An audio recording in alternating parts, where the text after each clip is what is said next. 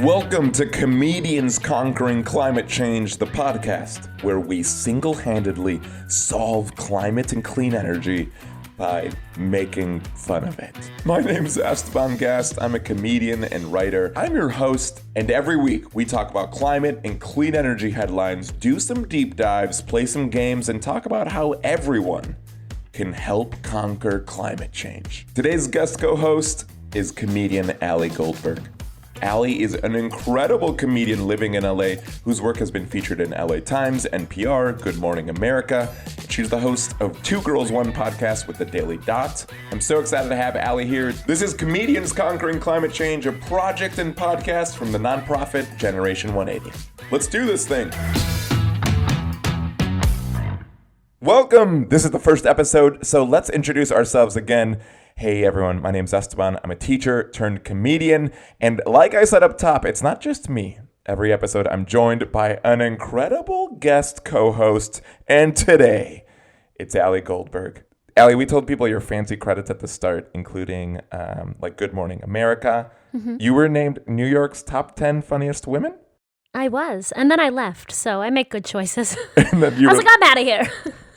You're like, there is nowhere else to go. I've done this town. And did confirm they talked to every woman in the New York metropolitan They interviewed area. Every woman in the entire metropolitan area.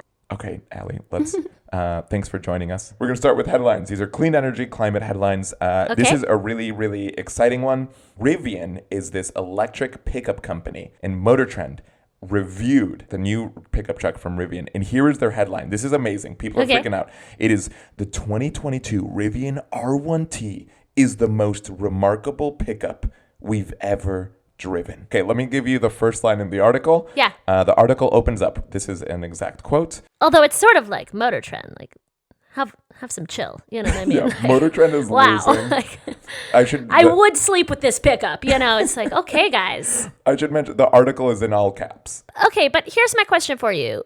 Is Motor Trend biased in any way towards electric vehicles? I would think, based on the name Motor Trend, that they're more biased towards like traditional internal combustion engines. Okay. Motors, dare I say. This is fantastic news, actually. Because I feel like there is, in a way, nothing more American than a pickup truck. Yeah. Do you know what I mean? So to have an electric vehicle that is a pickup truck, it's like marijuana. You know what I mean? Like, this is the gateway drug to environmentalism. Yeah. You know what I mean? Like, if we can get them in through the pickups, they'll stick around. Yeah. For reducing their plastic. I don't know, but it's going to get them in the door. It's going to get them in the door. This is the marijuana, you know, what's the heroin of environmentalism? Because that's where they're really hooked. I don't know how fully supportive I am of the analogy, but it does make sense. Yeah, you know what I mean? I mean, look, it's not my best work, but you win some, you lose some, and it's not bad. I don't know if we speak about making individual choices to help climate change, if we should always use drug analogies. You know, I'm just trying to make it accessible to the people. You know, you guys are never going to have me back. No, but electric pickup truck, we just got to seal the deal a little more. You know what I mean? Like, I think to make pickup truck owners just feel so comfortable with this electric vehicle, like every electric pickup truck, like it only plays like Brad Paisley. Mm-hmm. There's some cold beer just like waiting in the back. I love it. You know, maybe a fake gun on, like a water gun on the seat. Comes with the pickup. Yeah, you know what I mean? And like a pro-life bumper sticker just on the electric vehicle. Is this too far?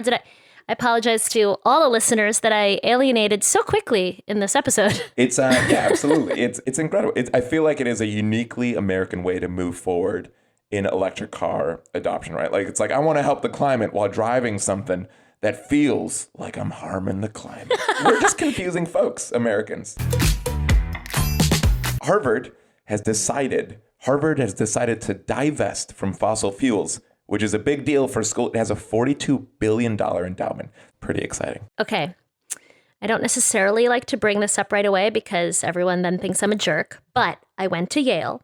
So Harvard still sucks. Harvard definitely sucks, but also This is great. This is great news. And I'm upset at Yale. My alma mater needs to get their act together. One would hope like a really good rivalry that benefits the world is just good for everyone. You know, it's like you're like, Yes. Yale, I'm mad at you. Use your power for good. Yeah, this is like it's kind of like when your boyfriend or girlfriend wants to get in shape and then you also have to get in shape. Totally. I bet Yale is like Harvard. We had an unspoken agreement to not be in shape together. And ruin the environment. Yeah. So, yeah, you know. It's good when you got that person who pushes you. Internal combustion-based passenger vehicles. Okay, those are internal combustion is like traditional old school motors. Okay. It's like the motor trend would like. Right. You know, like it's just like, hey, I'm a motor. Internal combustion. That's I actually think that's exactly what it sounds like. I I'm think an that internal was. combustion motor. Okay, so their sales almost certainly passed their peak in 2017, says this long-term electric vehicle outlook report. So it's very exciting. So they're saying a few things. Wow. Number one is gas-powered cars Peaked. You know, representatives from my childhood also confirmed that I passed my peak well before 2017. Oh, yeah? When do you think was your peak, Allie? Oh, man. But see, we'll have to call my mother for this one. Does your mom... Is she like, and remember, my child, you peaked in 2015? Like she just has a clear date? Yeah. I mean, I think my mother's faith in me certainly peaked a while ago. You know? There are things that peaked. Every year she's like, you're still doing comedy? Yep. She's pretty upset about it. Motor vehicles are like a man with a receding hairline. You know what I mean? No offense to all the balding men. You look great. Yeah, if you're like a 40-year-old guy who only wears hats, like you just have to own a receding hairline. That's it. You just have to. You have to own it. You have to own it. This is it. Stop lying to me. Stop lying to yourself. But also, I'm a big fan of men just being bald because then I know what I'm working with. Yeah, there's good-looking bald men. Jason Statham.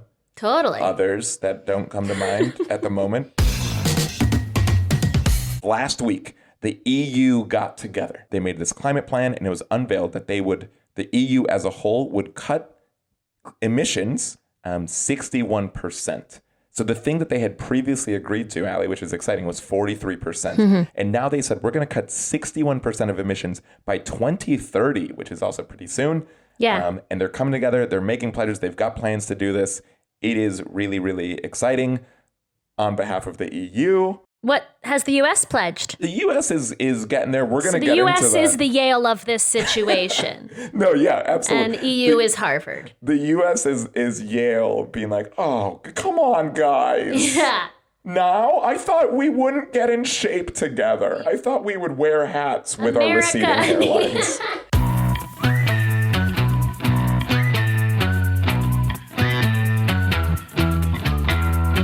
All right, Allie, welcome to part 2 of the podcast. Happy to be here.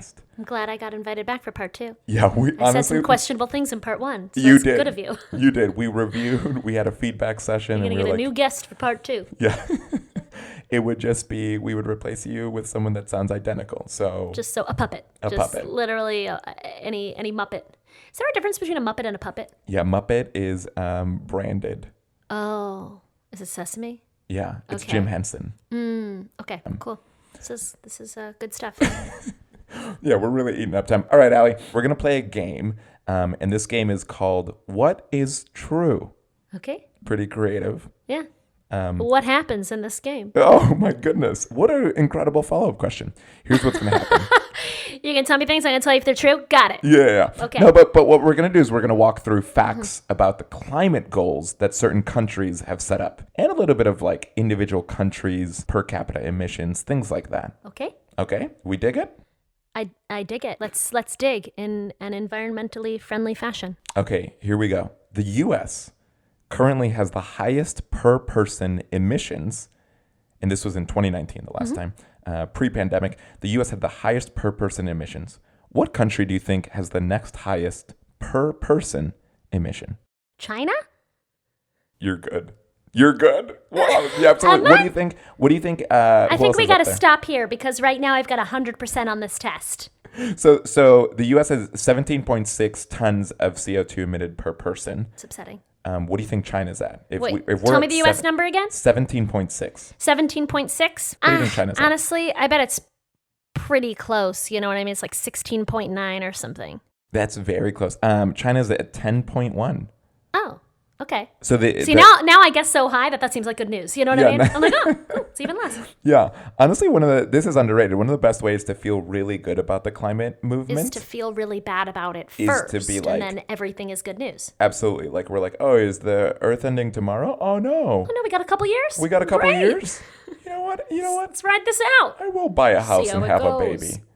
What do you think is the per person emissions in the EU? US is 17.6 tons. China's 10.1. What do you think EU This is actually very interesting because I, as you know, did not suspect such a large gap. And now I'm thinking maybe there's a large gap when we go from China down to the EU.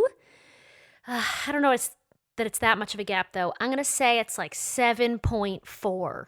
No way. It's exactly 7.4. Hey, I'm a wizard. I'm a wizard. You're a wizard, Yeah. Harry, and a darn good one. I want to be clear that you did not see any of this No, I did info. not see this. All right, we're going on to question 2 because you've embarrassed me in question 1. You're welcome. I bring you onto this podcast and you just embarrass me with your knowledge.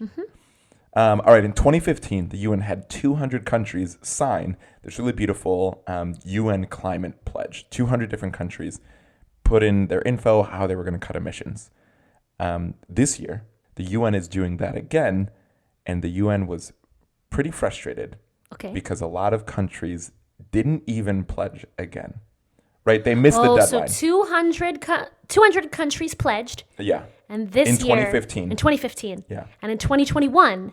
Yeah. Significantly fewer pledged. Yeah. What, of those countries, of the original 200, how many pledged again publicly in this UN forum? Wow. Okay, this is not good news. This is upsetting. Oh, okay. I think a lot of countries didn't do it, but I still think it's high. So how many countries are still in it? Yeah. How many countries are Maybe, still let's say 162.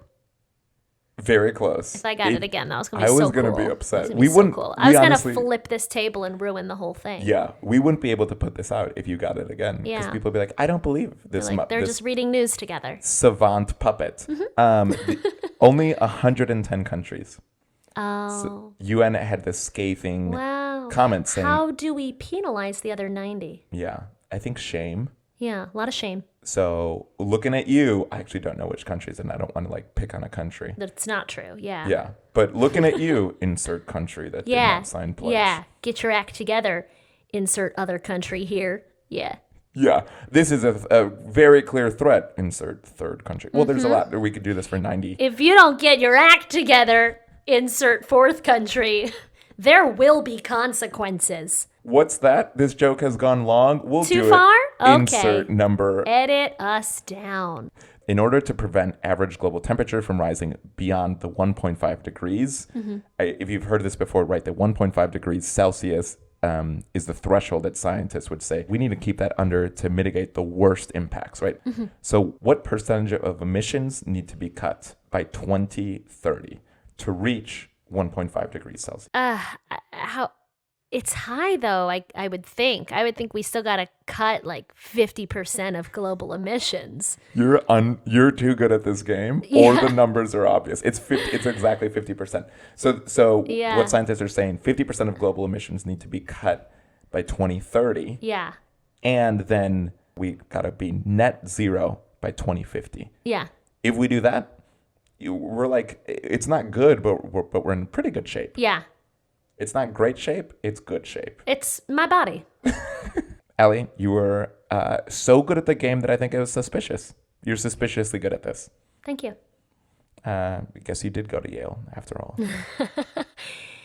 We haven't divested from fossil fuels, but we've got some things going for us.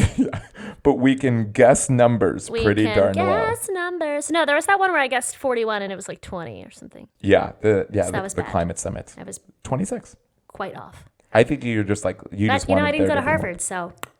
Yeah, that's why get they 'em would all. have gotten it perfectly. Ugh, but they'd also be so boring. Ugh. Harvard. All right, well, I've alienated everyone. That is, I think, the final group. Thanks for listening. All right, let's go to the I'm third. just a sock puppet who went to Yale.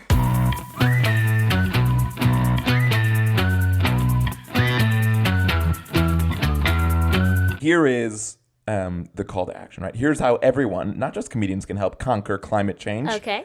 And it's holding. It does fall to comedians, though. It's But it definitely does. on our shoulders. Yeah. Yeah, I want to be clear. The burden is on Is with us. comedians. Yeah. Absolutely. And it's here's how to hold politicians accountable. And it's perfect timing. Okay, there's a big global UN climate change conference, and it's November 1st. This is the 26th one. You now know this. Oh, yeah, that's true. It's basically this important moment for each country to like re-pledge and make this plan, right? It's pledge and plan. A lot of people still look to the US in terms of what to do and how we're going to follow the plan. Like if we follow our plan, if we make bold pledges, the rest of the world will We'll almost feel certainly that follow. Harvard-Yale pressure. It's absolutely. It's that Harvard-Yale. Rivalry for good. So John Kerry. Remember John Kerry? I do. Yeah, good guy. Good guy. You know he married Teresa Heinz I of the Heinz Didn't ketchup. know that. And why do you? I am a big ketchup fan. Cool. So John Kerry, Special Presidential Envoy for Climate Change, he's the guy to message. So in the show notes, we're going to have a bunch of resources, and one of them is pre-written tweets to Special Presidential Envoy John Kerry, because it's really important to have this like public pressure to say, hey, John, this is important to us. And that takes no time. That is also the thing. You know, I'm just trying to guilt the listeners hard. Also, it's pre-written. Yeah, it's like this literally nothing you have to do. Someone wrote it for you. Not me. Who wrote it? Did you write it? No, the wonderful team at Generation 180 wrote it. Okay. That was a smooth plug. Yeah. Didn't even plan that one. Alli, that's it. We did it. This is Comedians Conquering Climate Change. We did it. We conquered climate change. Almost certain. It might not be a thing anymore. I wonder if they'll still have the summit. This is my new greatest credit. It's, I do think climate change solution comes from the most unexpected places. Isn't that like both a compliment and a dig? Like, wow, Alli, you conquered climate change. You know what? Good things come from surprising places. I thought it was delightful, really. I'll take it. Hey, thank you for being part of this podcast, and thank you for lending your time and talents to conquering climate change. Thanks for having me. Hopefully we'll see you again. I hope so. This was fun. If we don't get letters about the gateway drugs and what else was controversial? I black Harvard. out usually when I talk, and then later I find out what I said. Yeah. And it's hit or miss, Yeah, if there isn't a change.org petition to not have you on the podcast, I think it'd be really fun to do this again. This has been Comedians Conquering Climate Change, a project of Generation 180, because the world is a stage, and we're just trying to save it. Generation 180 is a clean energy nonprofit inspiring and equipping people to take action on clean energy. They are doing an incredible amount of things. This podcast is just like a small sliver of it. You can find out more at generation180.org. This podcast is produced by Nate McFarlane and Matt Turner. Thanks, Nate and Matt. And it's edited by Matt Turner. He's heard my voice like too much. Every time I speak, he shivers. A special thanks to Alli Goldberg, our incredible guest host. You can follow her at Alli, that's ALLI, _Goldie, GOLDI. Follow her at Alli Goldie. She's got some really great tweets. My name's Esteban Gast. I am so lucky to be your host. Thanks for listening. You can follow me if you want, and that's at Real Esteban Gast, ESTEBAN. Gast, like GAS, like the thing we're trying to use less of, but with a T at the end. Thanks so much for listening. We'll see you next episode.